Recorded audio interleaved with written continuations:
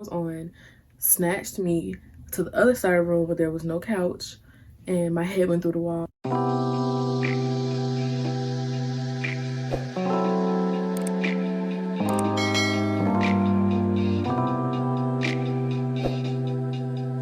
Hey y'all, it's your girl Kate. Welcome to Planet Cake, and today we're going to be doing the story time. So this story time is going to be about my domestic violence story. I should have did this video a while ago, but I didn't, so I'm getting to it now. Better late than never. So please ignore the noise in the background. The first incident that happened was when I first moved in over there. Well, let me start by saying that this man I met him when he was turning 27 years old, and I was 18. I had just turned 18 a couple of months prior. This is 2016, the year I graduated from high school. So I met him at work. He wowed me. Long story short, we started dating. I moved in with him, and there was a day where he walked in with this other guy, and I think he was just trying to front for the dude because we hadn't had no problems really. But I think he was just trying to front for the guy, and he just came in. He kept calling me like a B, like he was just saying it towards me, at me, to me. Basically, I'm like, okay, you're not gonna disrespect me. Like, stop saying that.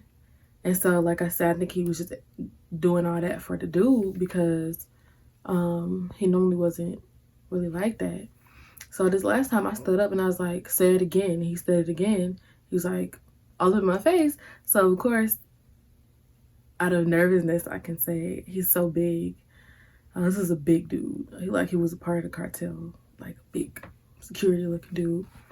And I'm like pushing him like, okay, get off of me. I guess he took that as a sign to go ahead and start being super violent because he grabbed me from the side of the room that I was on, snatched me. It was a big old huge hole in his cousin's wall. That's where we were staying at his cousin's house. I got smacked around a few other times. I can't really remember, but that was the first incident. That was mild compared to the other incidents. And the time he shot at me, this is the major one. I have a picture for this one of my windshield. Okay, y'all, so I know this picture is kind of bad, but this is really the only one I could find of the actual bullet hole in my car. So yeah. So this one can be the story itself can be a little triggering because I still get chills when I talk about it.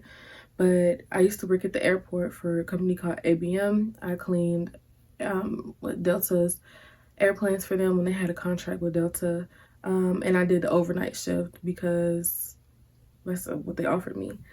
So at this time, I'm the only one working. So he wasn't working, just me. So I had to go. And yeah. So I used to go in at 10 and then I would get off at 6. Supposed to be getting off at 6, but I got put with the international crew, which means that I was cleaning international planes, which are huge planes. This particular night, I got home, morning, I ended up getting home around late 8, early 9. And he had broke all of my phones, which means I had no phone service. So I was just only able to text him like when I had Wi-Fi in the airport. The plane had no power, so the plan that we had to do was completely dark. Couldn't get in contact with anybody to come, cut the power on. So we just ended up having to sit, in our truck. We had a truck with all the cleaning supplies, and we ended up having to sit in the truck, waiting for somebody to come power the plane, which set us back about an hour, maybe an hour and a half. It was a long time. Somebody finally came, but us doing that one plane set us back. By the time we got done with that plane, it was already like 6, and we still had a plane after that, which is why I got home so late. When I got home, he was standing outside the apartments waiting for me. So I'm like, oh Lord, I know it's gonna be some crap. So he gets in the back seat behind me, and he's talking. He's like, what's the issue? He's kind of calm, and I'm like, well, I'm trying to explain to him like it's not always gonna be 6 o'clock. He starts getting rowdy with me like, oh, you lying, da da da. He was doing other stuff, and I'm like, what could I possibly have been doing with no phone, with barely any gas? Like, I've been working this whole time. Like, I'm dirty. I've been sweating on the plane. Come on now. At this point, I'm crying because he's just telling me I'm lying, telling me I've been doing things that I haven't, calling me out of my name. I'm crying. I'm trying to, explain. And at this point, we're both screaming. Next thing you know, okay, y'all, here's the triggering part for me. If I hadn't turned my head from the right to the left when I did, I probably would have been missing a majority of this part of my face. I would look like a whole different person right now because he pulled out a gun and he shot at me from the back seat. So he's behind me. I'm in the driver's seat.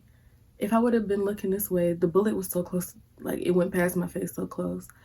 If I still would have been looking this direction, this would have been missing my ear. Something would have been shot off here, y'all. Something in my heart told me to just look out the window. And I'm looking out the window. I couldn't hear out of my ear for 3 days straight. That's how close the bullet was to me, y'all. I mean, went straight through my windshield and left a hole, and like I just was in shock for a while. I was just like, why would you do that? Why would you do that? Like, you could have killed me. You could have hurt me really bad. I just remember thinking of what I was going to tell my parents because it was my car. I mean, my dad was paying insurance on it, and I used to always go to my parents' house to go wash clothes, and my mom would cook on Sunday. So I felt like eventually they were going to see and they were going to ask, and I did not want to tell them that he shot at me. So I said that I had to park in behind a restaurant overnight while I worked because I didn't have a parking pass, which I didn't have a parking pass, but the restaurant that I used to park at wasn't even dangerous. But I told them that I think maybe somebody hit it with a rock because it was in a bad area. They bit a little bit, I guess, but they didn't suspect that I got shot at, basically.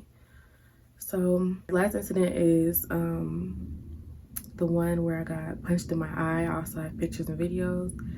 I had left my mother's house. Again, I didn't have any cellular service, so he would call me when I got there on the Wi-Fi, I guess to make sure that I was actually there. And then I would go ahead and proceed to wash my clothes and do whatever else I was doing at my mother's house. Long story short, he knew where I was. It was on Facebook Messenger chat, so you could completely see my surroundings. My room was pink. You can tell this was my room that I was in. So, and I called again like 5 minutes maybe before I left. So where I was going, which is where we stayed on Old National, my mom's house was like 25 minutes from Old National, I think, maybe, but it's not always going to be the same traveling time. So I guess this particular time that I left, apparently I got there a little bit later than I normally do. So maybe if it normally takes me 25 minutes, it probably took me 30 this time or whatever. It wasn't that much of a time difference, all I can say. I do remember it being traffic that day, and I was thinking in my head when I was driving, it's gonna be some crap. But I was like, I'm overthinking. When I got there, I was pulling out my phone because at the apartment that he was in, I had the Wi-Fi password, so my phone connects when I get there. So when I'm pulling up, my phone's connected. I'm pulling my phone out like I'm about to get on Messenger to text him, hey, babe, I'm here. Before I can even load like his name and message, like find his messages in Messenger to tell him that I'm here, he's coming outside like, B, where the F you been? Where the F you been at? What took you so long, B? And I'm like, okay, so I was right. My intuition be telling me, y'all, it's that Cancer intuition. It don't be wrong, okay? I was like, oh my God, here he come. But I didn't think it was gonna be what it was. He came, he snatched the door open. I'm like, yo, what's going on? He's like, B, you lying, B, where you been at? Where you been at? It took you too long to get here. Now, this, like I said, this was a big man. His shoes like a size 13. He always wore Tim. He starts kicking me into the passenger seat with his Timbs on. So I'm in the driver's seat. He's kicking me so much to the point I have no choice but to climb over to the passenger seat. He's like, move, B, just kicking. And like, I'm scared, I'm fearful. I'm just like, please don't kick me in my face. That's what I'm scared of the most. I'm crying, I'm embarrassed, I'm scared, I'm hurting. I'm embarrassed because like the people whose house he was in, they came outside and it was like, yo, what are you doing? We ain't got time for all that, bro. We're not doing all that out here, bro. We're not doing all that. He's like, yo, shut the F up. I'll air this S out. Yo, shut the F up. Get back in the house. Close the door. Close the effing door. This ain't your business.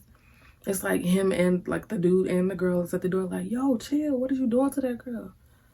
I got over to the passenger seat. He gets into the driver's seat, cranks the car back up, and speeds off.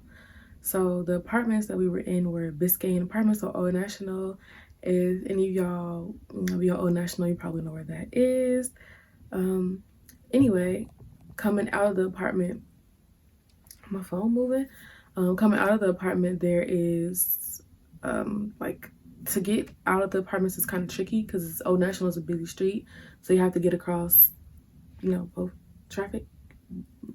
Okay, you got to get across a lot of cars, and you have to time it correctly because sometimes you can't see what's coming around the curve.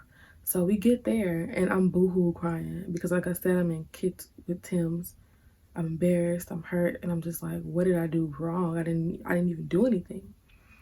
So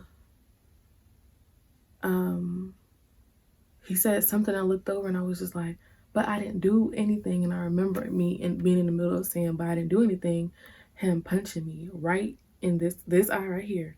Boom. Y'all know when, like, y'all eyes closed sometimes, or I don't know, like if you put pressure on your eye, you can see like the stuff moving, whatever. My eye was on mode, like I could see things moving around in my eye. I thought I was gonna be blind. I thought I was gonna have a lot of vision I thought I was gonna have cataracts. I don't even know what cataracts is. But okay, guys, so that was it for part 1. Come back for part 2 to see the rest of the pictures and a bonus video.